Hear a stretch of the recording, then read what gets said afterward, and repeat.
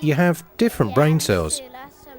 Some are used for reading, some for spelling, some for calculating, and some for your imagination, and some you don't use at all.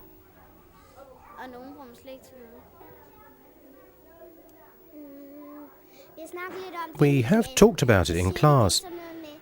They say that some have reading brains so you can't read thick books. Some have reading brains so you can read thicker books.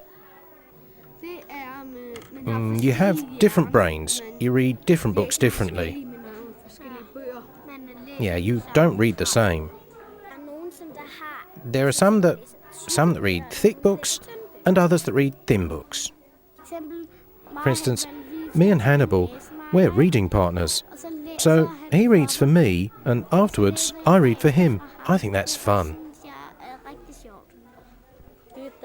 It's great having a friend to read with. You talk to the person you have to work together with, and you agree what to do. We agreed that it should be about fish. We found out that the pike is a well-known fish, so we work with the pike. I think we learn what we're supposed to, and at the same time we have much more freedom. It's not that it's cozier, it gives us more independence. I think that the teacher should still assist in the younger classes, and they do, but it's also a good method when you're aiming to go to sixth form, college or whatever. There, it's all about taking responsibility for your own learning. You do that here in our class, and that's important. I think it demands a lot from most of us. If you don't make an effort yourself, you can avoid doing very much. You have to make an effort if you want to achieve something. It's good to learn how to take responsibility for your homework and the like, but even so, I think we're given too much responsibility. I think it's the perfect system when you do it from the start, but it's difficult for some pupils like us who spent some years in a normal school with a totally different way of teaching. So it's difficult for us and the teachers. But for kids of 6 or 7 who haven't tried any other way, it's clearly the right way.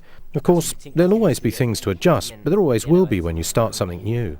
The best type of teacher is the one who supports a lot of group and project-oriented work. A teacher who you don't just sit and listen to in a small classroom. It's a teacher who promotes a lot of discussion within the class and who doesn't just stand there explaining. You need that too, but discussion and group and project work is important.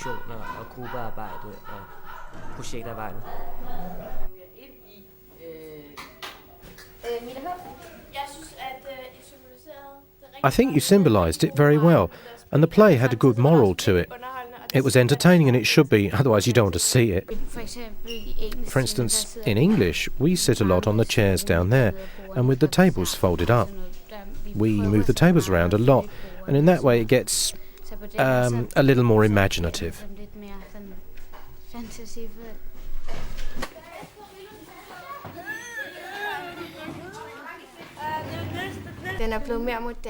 It's become more modern. The tables can be pushed to the side, and the chairs are easier to move around. The others were bigger and clumsier.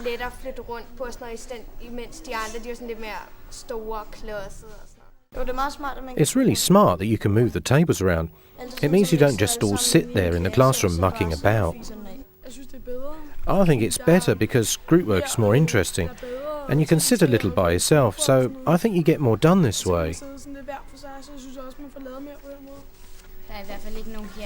There isn't anybody here who doesn't work properly just because they're sitting somewhere else, like the hallway or corridor. The teachers go out and ask how far you've got. I don't think there's anything to be nervous about. I mean, I can understand parents who have children who aren't so good at concentrating, but otherwise there's nothing to be concerned about.